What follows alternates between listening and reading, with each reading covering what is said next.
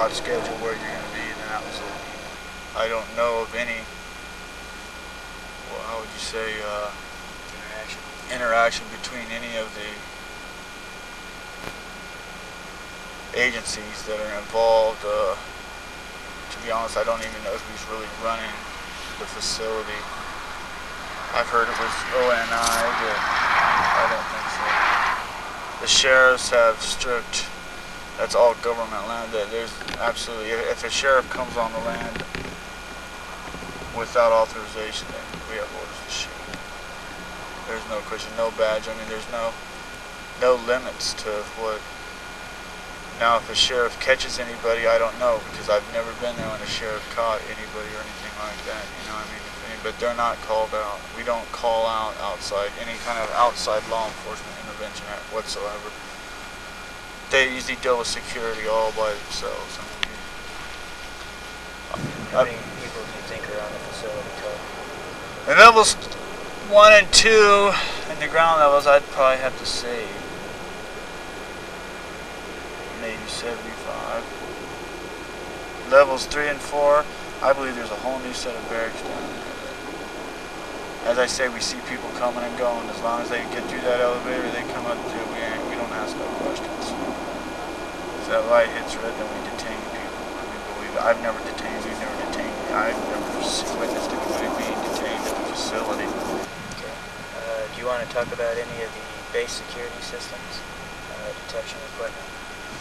Yes, I know a little bit about it. Within a circumference of 200 yards completely surrounding the facility is all completely mined with explosives, what they call a C-26, which is a really super high and intense plastic explosive, a lot different than C4, a lot more dense. Then there's an infrared systems around, but there's 4 snipers on duty at all times with starlight scopes. And then there's laser setups all around, which presented a problem a lot of times because of the vermin outside would penetrate it. I believe the last 2 months I was there, they upgraded it so it had to be somebody walking on 2 legs to completely tow. It had to be an upright walking person to penetrate it instead of a 4-legged.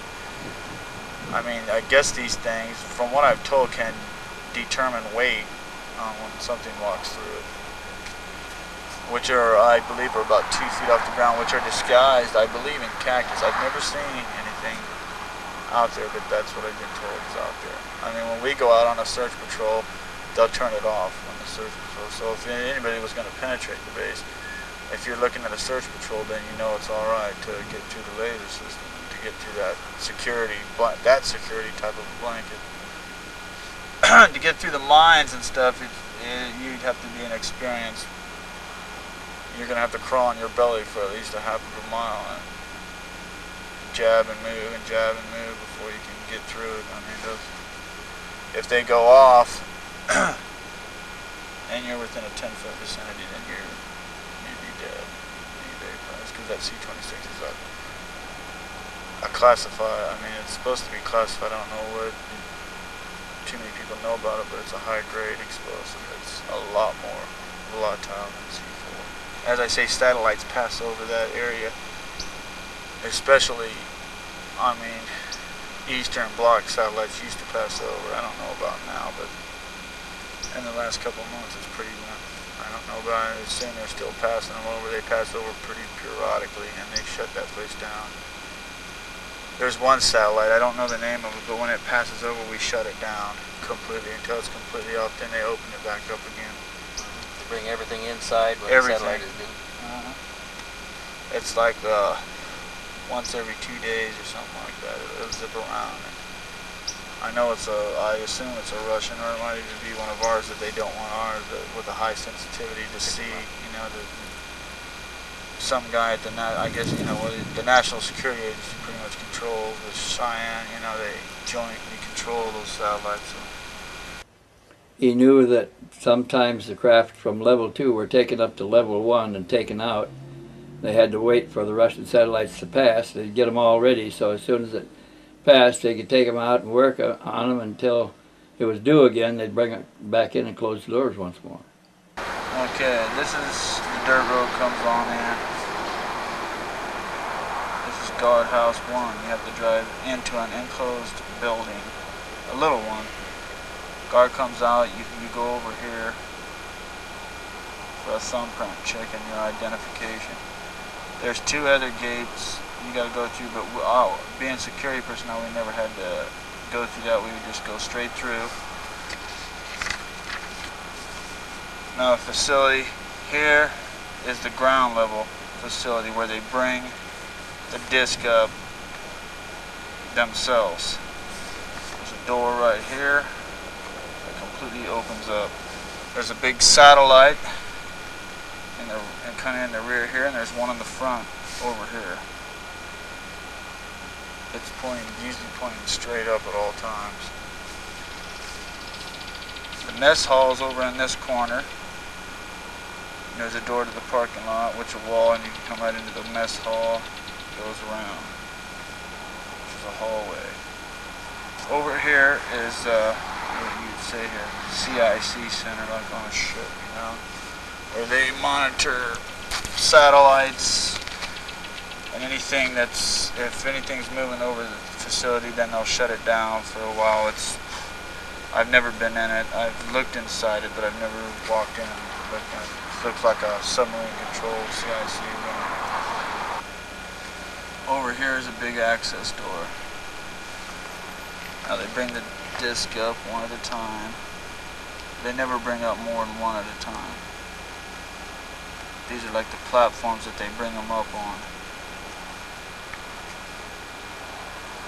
And wheel it right on out, bring it on outside if they're going to try to activate it in somewhere or anything like So that. this is like an open hangar, elevator platforms Yes. from the lower compartment A of big old storage. thing. Yes. Not bad. It doesn't look very big from the outside. I mean, it's because the discs themselves aren't very. I mean, you know, they're. I mean, yeah, I would say it's about 30 feet, 35 feet to the top. This is all open right in here. This is, there's a lot of equipment laying around. I don't even know when I begin to explain what it is, because I have no idea really what it is. It looks like a car tune-up garage, I mean, with all kinds of computer diagnostic stuff. And It's under a roof though. that's all this is under a roof, except for the parking lot over here. Okay, how about a runway? For landing or taking off airplanes? I've never seen an airplane land or take off. I've seen helicopters come and go, which is a pad about half a block back. It's like a little helo pad. This is his sketch of the layout at level number 1, showing the disposition of the facilities on the floor. He does not show the bays there over here. Yes, level 1 is basically your living quarters. There's 4 security detachments. Each has their own thing. One security detachment takes care of complete exterior of the facility around it constantly. One security detachment is gate and entrance. One security detachment is the levels, what I did, which is 2, 1, 2, 3, and 4. And detachment 1 is your snipers. Compartmentized pretty well. They keep everybody compartmentalized. We're not allowed to interact with any other security detachments whatsoever. We're not allowed to talk to them. We can talk to the people in our detachment only, you know, for a ball game, regular shop, no shop talk or anything like that. And then back here, right here is like, this is a very good one. Right here is a medical infirmary that they do. There's a naval corpsman. They give us physicals once every 3 months.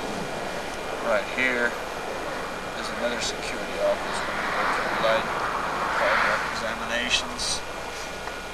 Right here is pictures of everybody.